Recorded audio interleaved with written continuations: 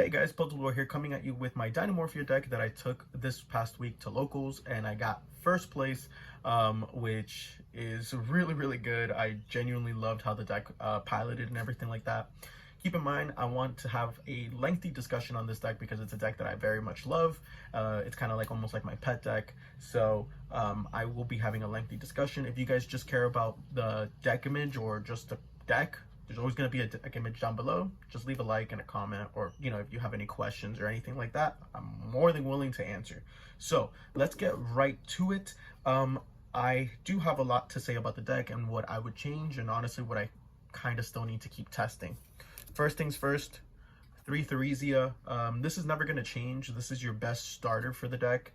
If you want to normal summon a monster, I wanted to really play a deck that didn't lose so hard to hand traps, being, Veiler, Ash, Ash, Veiler, Droll. So I decided on Dinomorphia, and I feel like that's a really good pick right now because we are entering a hand trap format if we're not already in one. Most top decks are running 12 to 15 to 18 hand traps. So I wanted to play a deck that doesn't lose to the majority of those hand traps. So 3 Theresia. For the other Dinomorphia monsters, we are playing 2 Diplos. So Diplos here is obviously the weakest one. It basically is an unsummon. It foolishes a Dinomorphia card, and then if you are lower than 2,000 life points, you burn your opponent for 500. So it's pretty bad. The only reason why you play it is obviously because you need an additional name. Hopefully with a new wave of support maybe coming in the future for Dinomorphia, maybe we can get another main deck monster to kind of, I don't know, just have it feel better. Because every time I drew Diplos, I thankfully only drew into 1 Diplos most of the tournament, and that was only in 1 game. But you don't want to see this card in your hand. You want it in the deck so you can fusion, and obviously this deck kind of sucks in the deck, so yeah. Let's go to the next one. We are running the 1 Miscellaneousaurus. Remember that all your monsters are dinosaur monsters. So Miscellaneousaurus is just a really strong hand trap. I am running Fossil Dig in this. So if, let's just say, you already have your Frenzy, your Domain, well, then there's no need to set up for a Theresia play unless you want to, I don't know, maybe get an Alert or a Intact. But I usually go for the Miscellaneousaurus because it really helps me out against things like Triple Tactics Talents, or any type of disruption that my opponent might have. This deck is really good at disrupting monster effects, but it's really bad at disrupting spell and trap cards. So Miscellaneousaurus just kind of makes that a little easier for you. For the next card, this card I was actually testing out. It only came up once during the tournament, but I had an empty slot and I didn't really know what to put, so I decided to put this. We're running 1 Ultimate Conductor Tyranno.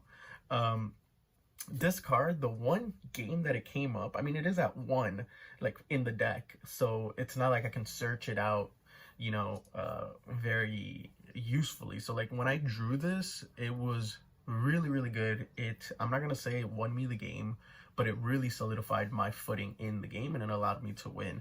Basically, you special summon this by banishing 2 dinosaur monsters from your graveyard, which obviously is extremely easy for this deck because all your traps inherently foolish either from the extra deck or from the main deck. Okay, obviously, side note, it's good to foolish the monsters that you cannot bring back. So like if you send something off of Frenzy from the extra deck, you technically cannot special summon that monster back because it wasn't fusion summoned properly, but you are able to banish it for UTC. So it's really good. It's a solid 3,500 body with a great effect. It's a quick effect during the main phase. You can destroy a dinosaur monster you control or in your hand, and if you do, you can Book a Moon all your opponent's monsters. And then if this card attacks into a face down monster, you can send that monster to the graveyard, and then it burns your opponent for 1,000. So it's really good when your opponent is just trying to turtle to maybe stall out for something that can disrupt your board. It's just really good. I genuinely just wanted to test this card out. I had a 1 card room space, so I was like, why not? And like I said, it did come up once, so it was pretty good. Not very much to say about this. I don't know, maybe a little bit more testing, or maybe it's just a sweet spot of a 1 of. And for the hand traps, I am running 3 Ash Blossom. So in my other I was back and forth between the other Dinomorphia profile that I showed. I believe I was running Droll in that one. If not, I was running a build where I was running 3 Ash, 3 Droll, because I was like, well, this is a Droll format, so Droll really does hurt a lot of decks. But the thing is that this deck, I don't want my opponent to rip a card from my hand using talents, and I don't want to give them extra advantage if they draw 2 or something hypothetically. This deck is actually pretty decent going second if you draw a Solemn Striker intact. So honestly, I just decided to just run the Ash because, I mean, why not? You know what I mean? I was thinking about, like I said, I did have an additional spot, so I was thinking about maybe cutting Ultimate Conductor Tyranno and playing Wannabe. As you can tell, I'm not playing Wannabe. This is it for my monster count. But I didn't want to play Wannabe because going second, I felt like now we are entering a format where your opponent is setting up back row or continuous spells. Like I said, when I was facing Snake Eye, they would constantly end with you know, only like 2 unavailable spell and trap card zone, and I just feel like it wasn't enough to warrant Wannabe. But I'll get to that when I get to that. So for the spells, we're running the 1 Fossil Dig. This is obviously to search out your dinosaurs, your Miscellaneousaurus or your Theresia. More than likely it would be Miscellaneousaurus though. I only need that one. One Called By. This was the additional spot for Wannabe. So Wannabe and the spot for Ultimate Conductor Tyranno, it used to be Wannabe. But like I said, in testing in DB and in person, I just found that it just, Wannabe wasn't getting as much value as I wanted it to. But obviously, Called by the Grave is fantastic. It's another way to stop Ash, which is this deck's major enemy, right? Ash Blossom. But not only that, it also stops those pesky fire effects from the graveyard. It removes them from there, so I would say that it's not that bad. And then for the rest, I am running 2 pots of Duality and 2 pots of Prosperity. Let me explain these ratios. This is it for the spell lineup, okay? So I'm going to go one by one in my thought process on this. Fossil Deck gets you Miscellaneousaurus, which is protection against spoiler trap cards, which you very much need against everything. Because if they manage to out your Rexstrom or you manage to not get to Rexstrom, well, then you just lose the game. Go next game. Simple as that. Okay? Not only that, Miscellaneousaurus also protects all your dinosaurs, including Ultimate Conductor Tyranno if you manage to get it on board. So that's pretty good. Second card, Called by the Grave. Called by the Grave is, as stated, I believe it is with all the grave reliant decks out there, Called By is just extremely fantastic. It banishes Princess, it banishes, you know, Kieran's, etc., etc. It's just so good. You genuinely don't have an argument. If your deck has space to run Called By, just run it. It is a one-of, but it is such a sacky one-of that it's so good. And again, if you guys want, you guys can take away these 2 cards. I'm telling you my old build. I was not running these 2 cards, and I was actually running Wannabe in place. But let me talk a little bit about that, as stated previously. Wannabe, we're entering a format where Snake Eyes likes to put a lot of stuff in their spell and trap cards. Fire Kings, they usually end on island and at a temple, and probably like a couple other back rows, you know, because they also get mixed in with Snake Eye. So those are those are decks that in the end of the day, like, you're not going to get as much value as Wannabe. You'll probably excavate, you know, 2 or 3 cards max. You know, obviously this is going second. If you go first, well, then you have Open Rain, and you can technically make the decision that it's better than Ultimate Conductor or Called by the Grave at that point. But still, I wanted to test this out. I wanted to test it without Wannabe, and it did really good. And obviously, the 2 pots of Duality, the deck's really good. Works very well under Duality. You're more than likely not going to be special summoning on your turn. And Pot of Prosperity is also very good because I wanted something to allow me to dig even deeper, to go even further beyond, right? So game 2 and 3, you want to dig into your side deck pieces. Duality lets you mill into 3. Prosperity lets you mill into 6. I didn't want to max out on Prosperity because I do side into Super Poly. So basically, like I said, those game 2s, game 3s where I need to try to break the boards, I will always try my best to go into Prosperity so I can get into my side deck cards. People that don't run Prosperity in this build, I don't understand it. This deck needs Prosperity, to be completely honest. That's why I'm running the 2 too, because I like both of them, so why not, right? Now, for the traps, which is obviously the majority of them, the majority of the deck, we're running 3 Frenzy. Cards Cracked. It's the best Dinomorphia trap for you to start your plays. Essentially pay half your life points and then fusion summon using a monster from your extra deck and a monster from your main deck. So not from the hand or from the field. It's pretty good. 3 Domain. Pay half. Fusion summon. Using monsters from your hand, field, or main deck. So no extra deck. Now, something I did want to touch upon. Domain, I feel, is actually really good right now. So I was playing against Voiceless Voice my round 3, and he basically showed me his hand for the last game, and he opened up. I opened Domain, and I opened like Solemn, Intact. I opened pretty well, okay. And then he had his hand, and then the only card he had to interrupt me was Super Polymerization, which, remember guys, it's still in the meta. A lot of decks that can run it will run it. So Domain just kind of plays around that. Why? Because you activate Domain, you get Ketragina, right? Ketragina's effect activates, you activate Ketragina's effect, banishing Domain, and you have to fusion to get into Rekstrom. Rekstrom requires a Dinomorphia fusion monster and a Dinomorphia monster. So you fusion summon using Ketragina, and now you're just left with a Rekstrom. So it plays very well into Super Polymerization. My opponent would have to use their own monsters for Super Poly, and it just isn't always the best if they can even do that. So I actually really like Domain. I feel like this is a format where Domain should be played at 3, even though I always think Domain should be played at 3, because if not, you're not playing the game if you don't see one of your fusions. For the rest of the traps, that is it for my rant. I am playing 3 Intact. These are always mandatory 3-ofs, I believe. Intact states that when your opponent activates a monster effect wherever, and you control a face-up Dinomorphia card, okay, very important, you can negate that effect, and if you do, destroy it. Also, until the end of the turn, if you were to take any battle damage, it becomes half your current life points. So it makes it that you cannot die, okay? And also, if you guys can't tell, it is a counter trap. It is so hard to respond to. It's hilarious. So this card right here helps you not only break boards going second, because, you know, most of my opponents are always going to have one, maybe an Appaloosa or a Barone or something like that, but you can activate Frenzy, right? They're obviously going to negate that. If they don't negate that, well, I don't really know what you're waiting for, but that's cool. So, or, you know, Ash or something like that. So, you Frenzy, they negate with Barone, you chain Dinomorphia Intact because you control a face-up Dinomorphia card, and then Barone gets popped, and you can go either into a Rekstrom or a Ketragina and go for your plays.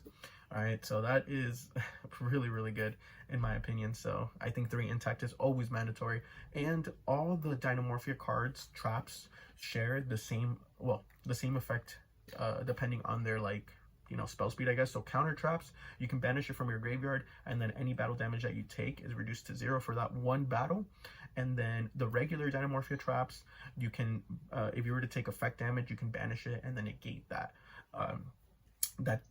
effect damage to make it 0. So that way your opponent can't, like, oh my god, he's at 53 life points, I just need to squeeze in one little battle. You know, you know, it's really difficult. And it's funny because sometimes I'm still sitting pretty if I just Intact and I don't have anything else except a face-up Dinomorphia card, because I can't die that turn. So it's almost like, okay, well, you're just helping me get lower so that when I do bring out Rekstrom, you can't do anything. So second thing, guys, a lot of my opponents, because obviously you special summon during your opponent's turn, right? So you catch Regina and you go into Rekstrom. That's usually the combo, right? And then my opponent is like, oh my god, he's summoned twice. Overlay into Sky Crisis effect, detach, target Rekstrom. And they can't do that. They can overlay into Sky Crisis, and they basically lock themselves out of normal summoning. And I believe they can't special summon, if I'm not mistaken.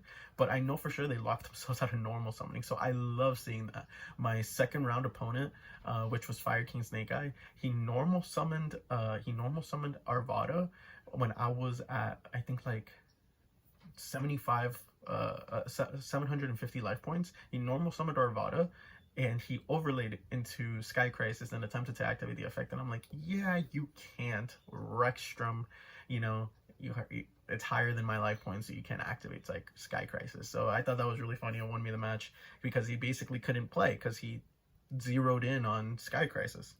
So for the rest of the Dinomorphia cards, we are playing 2 Alert. I do love Alert. Alert is actually my favorite Dinomorphia trap because it basically states that you pay half your life points to special summon up to 2 monsters that equal level, up to 2 Dinomorphia monsters that equal up to level 8. So if you choose to just reborn a Rexstrom, you can just do that, and that's fine. Or if you choose to reborn a Diplos or a Theresia at the same time, you can also do that. The reason why I feel like Alert is a 2 of recently is obviously, as stated previously, Super Poly is still a very much rampant card that's seen a lot of play, especially in board breaker decks. So I just want as much bounce back from that if I get Super Polyed as possible. So a lot of, you know, like I said, like a lot of decks usually run Dinomorphia Alert at 1. I think that is a very big mistake. If they somehow manage to out your Rexstrom, even with like a Regeki or something, or a Dark Hole, sure, you can float, that's cool, but you're already on the back foot of the duel because your win condition is Rexstrom. So yeah, I feel like reborning, you know, your fusion monsters, again, Rexstrom and stuff like that is very necessary in this deck. And then for the last Dinomorphia traps I am running the 1 Sonic. I think Sonic is really good. I rarely really go into it off of Theresia. I was even thinking about maybe siding in another one because it's an additional Solemn Judgment basically, but it's very much not needed. But as a one-of, it's not bad. It's another counter trap, you know, that you can use to banish to not take battle damage. But it's okay. It's way better than Brute. Speaking about Brute, as you can tell, I am not running Brute, Dinomorphia Brute. I don't think Dinomorphia Brute is good right now. Dinomorphia Brute destroys, and right now we're in a format where we do not want to destroy cards. So I just think, you know, Sonic is probably the better, and that's why I am running the 2 Alerts. But by all means, the deck is all up to interpretation. If you guys want to run Brute, hell, you can even remove the Called by the Grave or the UTC and then just put Brute. That's how simple it is. For the rest of the traps, ladies and gentlemen, we are running 3 Solemn Strike. Now, this is the reason why I actually wanted to make this into a very lengthy discussion video. It was actually because of this card, 3 Solemn Strike. Now, with the release of Iron Hammer, I think, or Iron Thunder Hammer, I forgot, the counter trap, I do own it, and I did test it, and I can say with confidence it is a bad card in this deck. Okay, if you guys are unaware what that card does, it states when your opponent activates a monster effect or a spell trap, monster effect on the field, or a spell or trap, you can pay half your life points, and if you do, destroy that card and destroy all monster cards and spell or trap cards in that card's activated column. So, number 1, does it stop Ash Blossom? That is the main thing that this deck needs. You need to question yourself. If your opponent drops Ash on your Frenzy, can you stop it? If the answer is no, and well, then that card is technically already a bad card. Okay, perfect example. Can it protect Rexstrom? Also, no, because hypothetically, I've been in multiple scenarios where I have tested that card out, and my opponent hypothetically goes and activates Imperm on their standby phase, you know? I have Rexstrom on the field, and they activate Imperm on Rexstrom, okay? In the same column as Rexstrom. Okay, I go and I chain Iron Hammer. Okay, I negated I negated the Imperm, but I also destroy Rexstrom and any spell or trap card that's under Rexstrom. So it is extremely, extremely bad. Once your opponent, like if your opponent is good enough, I don't even think your opponent needs to be good enough, but once your opponent knows that you are on Thunder Hammer or Iron Thunder or Iron Hammer, whatever, they'll play accordingly. Meaning that they'll put all the stuff that you'll probably negate in the Rexstrom column and then just keep doing it like that. Oh, but Rexstrom has a floating effect, a puzzled whale, and to that I tell you, yes, he does. But is it Rexstrom? Can it float Rexstrom into Rexstrom? It cannot. Therefore, you'll probably lose that duel. Therefore, Solemn Strike, I feel, is just infinitely better. Not only does it stop Ash, it stops cards that act, or monster effects that activate in the graveyard, in the hand, anywhere. Okay? And it's not just restricted to the field. So please, keep that in mind. All right? That's why I believe Solemn Strike is the best counter trap at the moment, you know, next to Intact. Speaking about the best counter trap, Solemn Judgment. This is basically a Dinomorphia card. Let's be completely honest. When your opponent activates a spell or trap card, or a monster is about to be special summoned, you activate this, you negate, pay half your life points, negate, and destroy. Very little to say about that. And hopefully, guys, my Solemn Strike rant was good enough to satisfy some of you, because I know that in the Dinomorphia Facebook page, there's a very hot debate on you know, Iron Thunder or Hammer and Solemn Strike, and I'm always in the Solemn Strike because I have tested the card out extensively. But by all means, I could be wrong, so maybe you guys need to do your testing of your own and see for yourself. For the rest of the traps, 3 Ferret Flames. Card's cracked. It's so good. It affects the player, not the monsters. It's so nice that my opponent, sometimes if I have a Frenzy and a Ferret Flame and, like, you know, whatever the case may be, and my opponent declares battle phase and they cannot kill me during battle phase, I let it go through without activating Frenzy. Why? Because the lower life points I am, not only is it better for me as a Dinomorphia player and Rexstrom, but it's also really good fuel for Ferret Flames, because I just get lower and lower and lower and lower. Sometimes, if I don't want to activate multiple monster effects in a turn, for whatever the case may be, I don't want to play into Super Poly, I let them attack me directly. Let's just say I'm left with 2,000 life points or 1,500 life points. Well, then main phase 2 comes around, I can activate Frenzy, pay half, and then I can activate Ferret Flame and put all those monsters that my opponent wanted to go into the graveyard back into the deck, and I just laugh. For the rest of the traps, we are running 2 Soul of the Supreme King. This is something I am testing. I kind of like it. My package isn't complete, but the package that I am testing currently right now is pretty good, and I am pretty satisfied with it. It's just a good card because it lets me get into Clear Winged. Yeah, Clear Winged, which negates Speller Traps, because that is the, you know, the thing that I'm scared of when it comes to this deck, Speller Traps, because Rexstrom negates, not negates, but monster effects can't be activated on the field. So, and very little monster effects that can really do much happen in the graveyard. Obviously, Kieran right now is ginormous, but that's Kieran, and thankfully you have Solemn Strike for that and Called By. Not only that, Miscellaneous Source. And for the last trap, I always try to fit in 1 Trap Tricks. This trap card is any trap card in the deck. Before anybody tells me in the comment section, have you tried Trap Track? Or Trap Track is just better because it doesn't lock you out of traps. Yes, correct. You are entirely correct. Yes, but also please keep in mind you have 5 normal summonable monsters, being Diplos and Theresia. Okay, the likelihood of you seeing one of those monsters in your opening hand out of a 40 card deck isn't that big.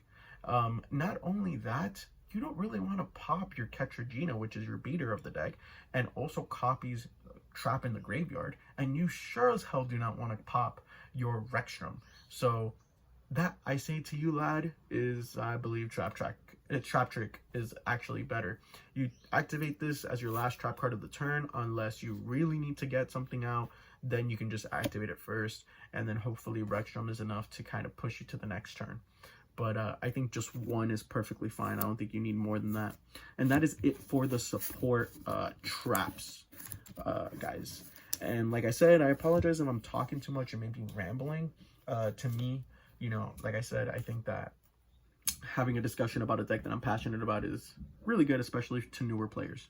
Let's go straight into this extra deck that I ran. So I ran, of course, the 3-man himself, 3 Rexstrom. Card's cracked. All right, card is cracked.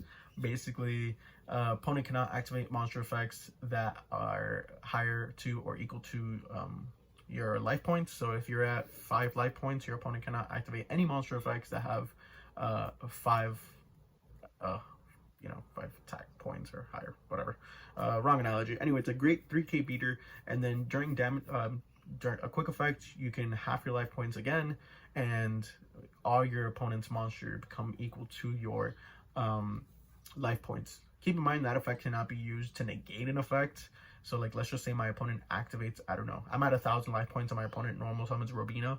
I can't, like, quick effect, pay half my life points. Now Robina's effect is, 500, and then Robina can't activate. No, because the effect already activated. I just feel like that should be mentioned because I did come across a couple of Dinomorphia players that were doing that. And then obviously you can use that effect during damage calculation, which I tend to do so a lot because it's damage. During damage calculation, you can activate less cards. So, certain cards can't be activated. So I always like to do that during damage calculations. Yeah, try to use that effect every turn, either during damage calculation or during end phase if you can. You remember, in this deck, you want to end it quickly and, so that you don't lose to time. So try to use that effect every single turn. 3, Katarzyna.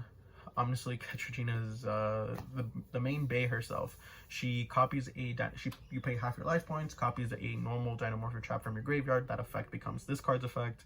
So you go Frenzy, bring out Ket, then on resolution, Ket's effect, pay half, copy Frenzy by banishing it, and then you bring out Rexstrom. That way, you're always left with like 2,000 life points at the end of your combo. And she also loses attack equal to your life points. So if you're at 2,000 life points, Katarzyna loses 2,000. She's at 2,000, and etc. etc. If you're at 1,000, she loses 1,000. She's at 3,000. So keep that in mind. I'm playing 3 Stealth Bergia. Never gone into this card. I think ever since I picked up this deck, I think I've gone into it like once unironically.